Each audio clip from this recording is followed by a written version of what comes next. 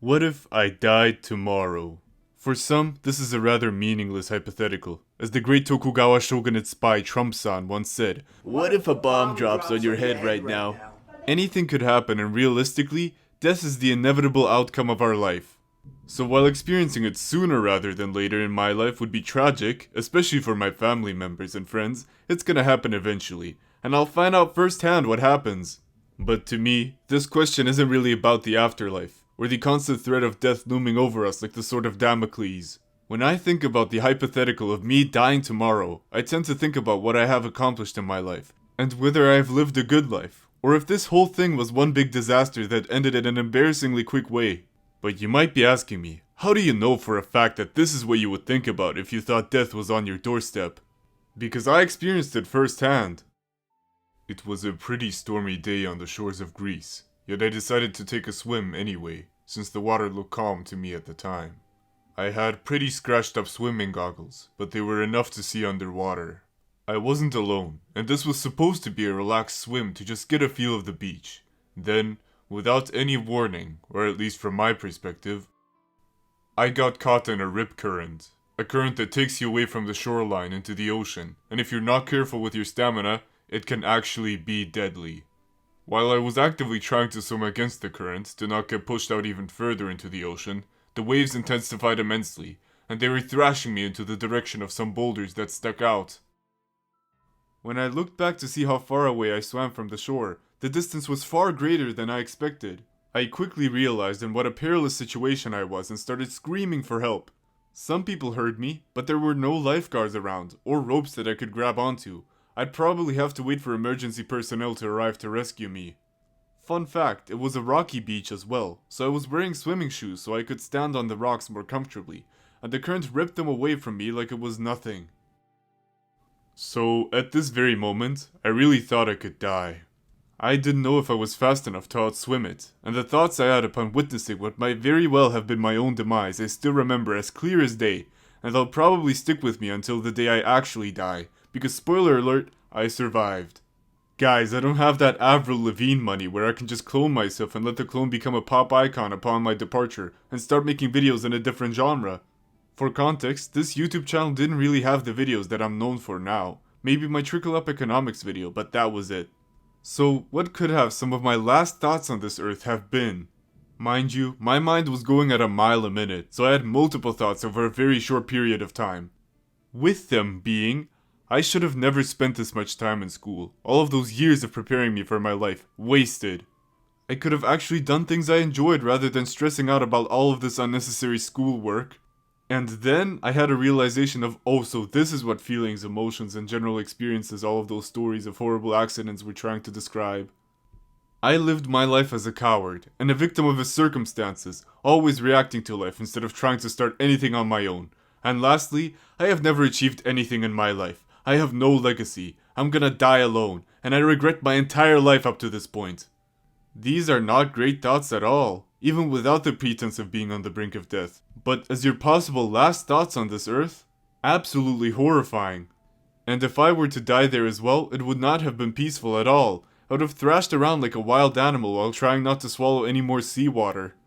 Because sadly, while I was calling for help, the waves crashed right into my mouth. Drowning in itself is a really slow and painful process as well. The situation itself had no redeeming qualities whatsoever. But thankfully, I tried swimming sideways where the current was weaker, and was fast enough to break out of the current and grab a hold of solid land. So there I was. The truth of how I felt about my life was out there in the open for me. But I didn't die. What I experienced is something called a memento mori, a reminder that life is finite and that we should try to make something out of it while we still have it. I was a dead man walking. There was a very real possibility that I didn't live through that. And I saw the consequences of what living life like I did previously were. And this might sound a bit cliche, but it was almost a sort of rebirth for me. I was free from my incessant need for safety and control because any illusion of guarantees in life that I had was shattered in that very moment. I made a promise to myself that I would live life how I want to from then on, even if there's a chance I'll ruin it somehow, end up homeless, or at a new rock bottom. Trying to live life according to my will was more important than all of that. It also felt like such a farce, you know? You do everything right. You study, you do well in school, You look for some secure corporate job you can do for money, and avoid most risks. Yet it can all be taken away from you because of forces you didn't even really know about. And out of all times, it happened to me on vacation, a time where I'm supposed to relax and enjoy, taken over by a sudden life or death situation. I only knew what a rip current was after the fact. I just happened to do the right things of remaining calm, yelling for help, swimming against it horizontally, and being athletic enough to swim back. Because that's also the thing. If I was significantly weaker and was over or underweight, with almost no stamina, I might not have made it. Or if I had a pre-existing condition like asthma. Had an asthma attack occurred right in that very moment, there's nothing much that could have been done to save me. Endurance is so important to anyone who's watching. If you can run and swim for a long time, you'll survive a lot longer. And respect the ocean. Don't be stupid like me and go out swimming when it's stormy. And to avoid my terrible fate altogether, you can identify a rip current by looking at a piece of water that's differently colored from the other water around it. Or if it's churning in choppy water with debris moving along its flow. And of course, swim parallel to the shore if you're ever caught in one, because some of them are so strong, even an Olympic swimmer couldn't outswim them. But anyway, to live a life so free of risks, just to still die early would have been insanely infuriating. And if you're wondering, no, I did not think about, oh, I should have jerked off more, or I should have had one last beer.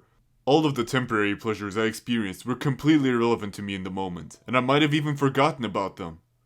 It was a pretty strong reminder that temporary pleasures really are just that, nice in the moment, but if you look back at your life, they don't really matter to you in the same way as your achievements and priceless experiences. To be fair, my thoughts and feelings when I thought I was at the end of the line might have only been completely unique to me, and most people have an entirely different chain of thoughts, but I think a lot of people can relate to the experience of always postponing life until it postpones you.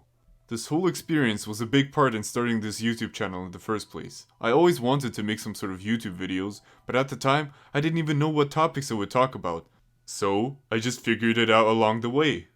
And the reality about YouTube is that you can talk about pretty much anything. No one is stopping you from doing it, although wanting other people to watch your videos is an entirely different topic. But now, I had a goal in mind that I would complete no matter how inexperienced and crap at it I was. I knew I didn't have all the time in the world, and if it's something that is so important to me, I better try to do everything in my power to get it going. And it worked out great for me. Not only did I manage to make my life much more enjoyable for myself after it got almost taken away from me, I now knew that spending time on the things I feel passionate about was much more important than absolute security to me. Because security is an illusion. On the cosmic scale, you could just quantum tunnel all the way to Earth's core and be melted alive. Extremely unlikely, but it's only unlikely until it happens to you. And well, death is still death, no matter how insane or unlikely it was. It is such a different experience to feel like you're living life even though you aren't even supposed to be here. And now, I can right my wrongs as well, even if most of my wrongdoings were against myself. I am still a person, and I deserve redemption after having a stranger ruin the past 20 or so years of my life. Or, I guess you could say, somebody that I used to know. But it really does feel like becoming a different person. Even though I still have many of the same problems I did previously, and I still have to solve the cesspool of inaction I put myself in, I'm finally going somewhere now, instead of feeling like I don't have any direction in life besides these shallow goals society has instilled in me through various pieces of media and institutions. This is also why I'm such a big proponent of free will, because I knew what it was like to live life only through reacting to it, while having no agency of your own otherwise. And living according to your own will literally feels different. An entirely different experience with entirely different outcomes. Funnily enough, it wasn't even the first time I asked myself the question, what would happen if I died tomorrow?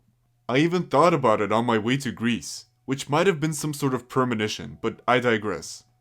I've seen a pretty interesting thought exercise you could do, even though some might consider it a bit morbid. It's about writing down your own obituary, with all of your accomplishments throughout the years, and what you would want your friends and loved ones to know before you died.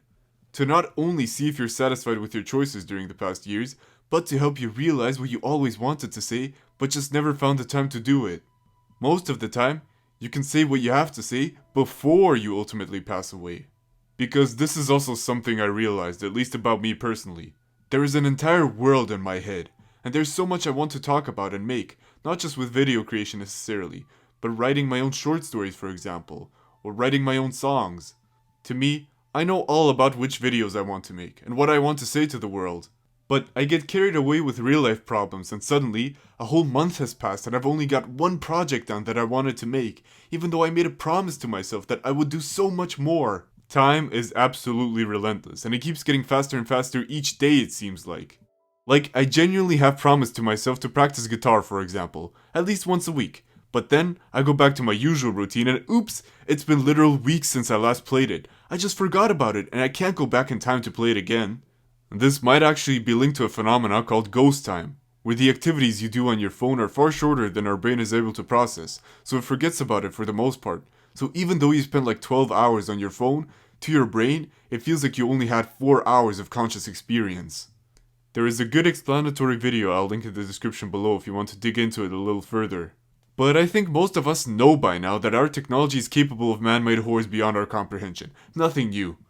I can never get that time back. Even if I had just practiced for 5 minutes, I would have now had 5 more minutes of experience which are missing because I got carried away watching all episodes of the Venture Bros. Of course, that's actually just what I remember. I had plenty of lollygagging time that I could have used to practice instead. And completely off topic, but Adult Swim should have never cancelled that show. It is probably their best one, at least in my opinion. It feels absolutely surreal to make permanent decisions about your life every single day, whether you want to or not. Since inaction is also an action, and you can't just pause in the middle of the month until you have everything organized the way you want to, or load a quick save from a previous save file like in a Bethesda game. No, we are on Earth's time, and you have to do everything within that time frame while also sleeping, eating, pooping, working, etc. I know countless people who have always wanted to do something, and they're just waiting for the right time to come. But it will never come. 99.9% of the time, the conditions are messy and very far away from perfect, but ultimately, there are only 2 outcomes that can happen. You either get it done or don't. Whether the weather was perfect or your voice was a bit nasally feels like it might matter in the moment, but if these factors can stop you from completing your work, just about anything can. Postponing your desires for creation or achievements is functionally the same as just not doing it. Let's say you wanted to make a song, but you lack the musical abilities needed for a specific sound you were going for. But you can still make the song and post it somewhere. You can use it again in the future and even remake and redo it. Redoing something is much easier than having to start from scratch, even if you believe that, oh, the idea is already in my head, I just need to materialize it. It won't materialize on its own, and you might even forget about some aspects of the idea if you don't write it down. Pro tip, always write your good ideas down. And while the song is still in your head, it doesn't exist in real life, and if you were to hypothetically die, it would disappear with you. And I think that's a shame. Do you know how many people don't make it big? The greatest writers, musicians, architects, and philosophers you know of could simply be the ones whose works survived, and they managed to share their passion with the world before they passed on. One of the greatest writers in recent history, Franz Kafka, almost burned all of his works, or at least that's what he instructed his comrade to do upon his death, because he was not just embarrassed by them, but ashamed that they were so unsuccessful. Kafka was not famous while he was alive, and so was his work, but because his friend thought that this was too good to be burned, he shared them with the world, and now his work is genre-defining. With this specific type of writing being so stylized, it got its own word for it, Kafkaesque. I shuddered to think about how many Kafkas didn't make it and had their books burned or destroyed because they weren't successful enough, or the authors became ashamed of them. The greatest philosopher who ever lived was probably unknown sitting in a cave somewhere, too preoccupied with thinking to write their thoughts down. Same goes for the greatest of everything. We just don't know how many ideas were buried with the person who came up with them. But most of us have been blessed with the ability to read, write, and share their life stories and thoughts. I know so many insanely talented people with unique interests and a deep passion for them as well, who won't pursue them even a little bit because they fear being unsuccessful or not getting any money for their hard work. But some things are just more valuable than money. In fact, none of your material possessions are useful to you when you die. Maybe you leave some behind for your family, but you, as a person, are not your money. You are what you decide to bring into this world and share. And no one, absolutely no one will create your magnum opus for you. Besides, of course, yourself. We live life exclusively through our heads, so we might forget that people will only see you through what you have decided to share with the world. So even if you had a deep interest in marine biology, for example, or astronomy, but what you ended up doing was going on long walks with your dog, you're gonna be known as the fellow who loved to walk their dog.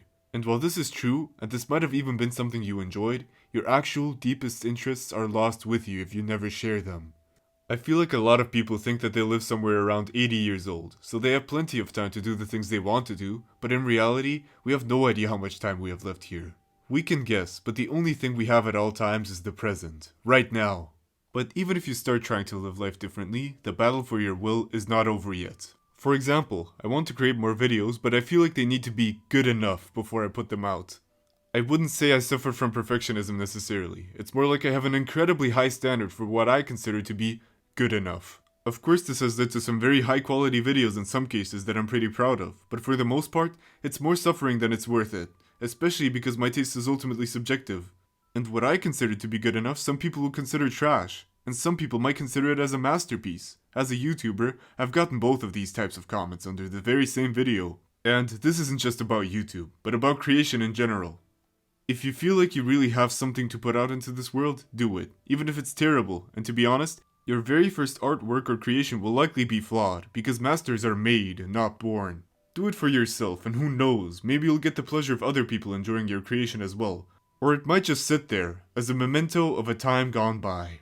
I never regretted engaging in creation, even what I consider to be terrible writing for example, or opinions which I no longer hold, and even cringe a little when I look back at. My creations helped me immortalize who I was at the time, and what my mindset was. If you're afraid of being unoriginal, don't worry. Everything that could have possibly been said has been said before in the Library of Babel. But even if you don't count combining every possible letter and word combination into a massive library, there have been so many people throughout history who had the privilege to be born before you, so naturally, they got first dibs on a lot of what could be said about the human condition. Even this sentiment has been said before in one of my previous videos. That's the level of repetition we're operating on right now. But the way in which you convey your message matters. You might put a common feeling into a string of words that describes it perfectly that was never used before, or your method of communication is so unique and touching, it makes people reimagine the original point in new ways. Even this video I considered not uploading, but then I realized even if this isn't anything new at all, it's my channel and I can just be myself for a bit. If every YouTube video I made was completely fundamentally different from each other, and was one of a kind on YouTube as well, I could only make like 12 videos a year because I'd have to research every new topic I engage in to make sure I'm not spreading misinformation. And additional research to make sure I'm not stealing anything. 12 videos a year might be a little too optimistic of an estimate. The possibilities of creation are basically limitless now, and remember, every day you feel like what you have to say is not worthy enough to be shared, there are thousands of podcasts whose whole existence is just being as wrong as humanly, no, physically possible, and AI content farms churning out an ungodly amount of slop per second. Or if you just really want to do something, I'd suggest doing it sooner rather than later, because you can never expect one life decides to take you down a couple of pegs. We need to live life for the sake of us. Do it not for fame, not for money, but because something inside you is begging you to be set free. Because you have decided that this is what you will dedicate your free time to. Sometimes people are conduits for something that might even be grander than the people by themselves. But you would never know this if all your time is dedicated to some sort of mindless activity. Not all of your plans and ambitions have to be masterpieces. In fact, most of the time the person is unaware of being in the middle of a masterpiece, or being at the cusp of greatness. Nor is such a high standard reasonable. The only justification you need to do something that doesn't involve harm to others is because you wanted to do it. Or what? Is the reason police gonna come and get you for wanting to learn how to crochet as a 50-year-old oil rig worker? You are the arbiter of your decisions, and you don't have to explain it if you don't feel like it. You'll also get better at your craft much quicker by practicing. Needless to say, death is unavoidable, and the question of what if we die tomorrow is legitimate, but ultimately, you're in charge of your life, and not your death, unless you plan it, but even then, we don't really know where death leads us. For most humans, it's almost a deep, primal thought that we follow of painting our hands on the walls of the caves which we live in. A monument to your existence being here, alive on this earth. You are here right now, and what are you going to do about it? Be a coward like I used to be and disregard the little free will that you have to live your life? Or finally do something outside of simply surviving and trying to avoid death like the plague? Because I think it would be an absolute shame if somebody shared my fate and felt deep regret before they passed away. We might not be able to do everything we want to do, but we can always try. So while it might be morbid to think about what if you die tomorrow, maybe it will help you live life like someone who has been given a second chance. Someone who by all means isn't even supposed to be here. Yet they are. So considering that mental health may has ended, be aware of what you want to do and follow through with it if you can.